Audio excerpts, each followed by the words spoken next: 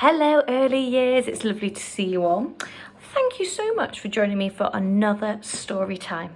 Today we are going to be reading Hugless, Douglas.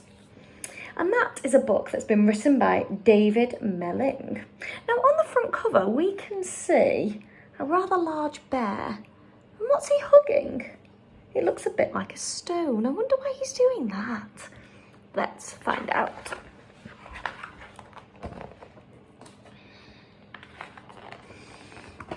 One spring morning, a big yawn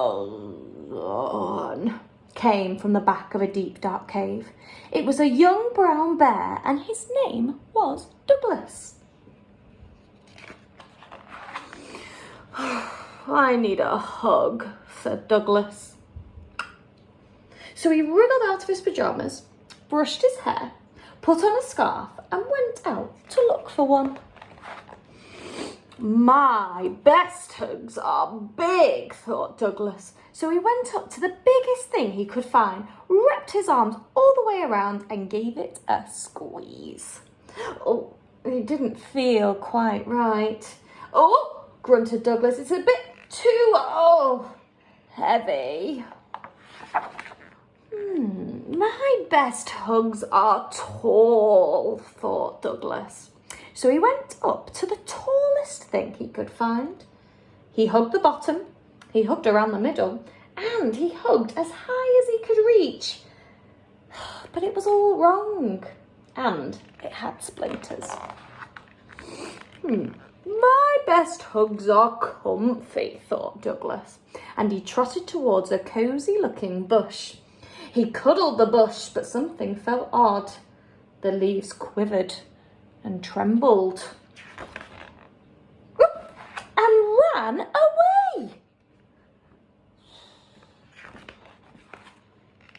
Give us a hug, cried Douglas. No, Bad, the sheep's way too busy. He scooped up armfuls anyway and tried to cuddle them gently, but they kicked and squirmed and didn't like it at all. Poor Douglas. Why can't I find a hug? He said. If I want a hug, said a wise owl, I sit in my tree and... Let me try, whooped Douglas, and he scrambled up next to the owl. But soon he found himself in a clumsy muddle. Twoo, said the owl crossly. I only wanted a hug, sniffed Douglas. Perhaps there's one down here. He felt something long-eared and rabbity and gave it a tug. Douglas could tell the rabbit didn't want a hug. He sniffed again and without thinking wiped his nose on the fluffy end. Excuse me, shouted the rabbit, put me down. But I need a hug, said Douglas, and I can't find one anywhere. Oh, I see, said the rabbit kindly. Come with me. He took Douglas by the paw and led him around and about. At last they came to a deep, dark cave, where a sleepy someone was just waking up. Yawn.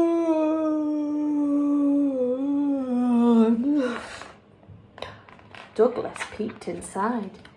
He had the funniest feeling. Then he knew the someone very well. Hug?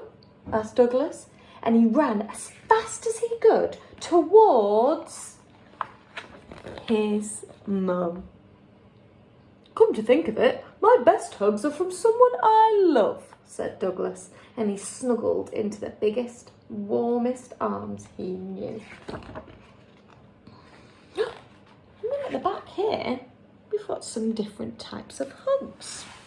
We've got the sandwich hug, the Christmas hug. I think that's a Christmas hug. Oh, it's a good night hug.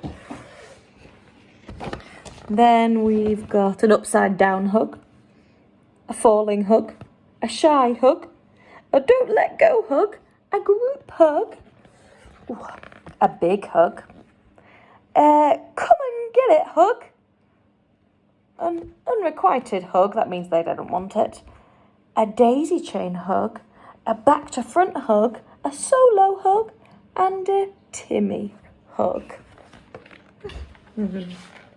Why don't you go and find a grown-up now and go and give them a really big hug? I think sometimes, like Douglas, you just need a hug. I'll see you all next time for another story. Bye, everybody.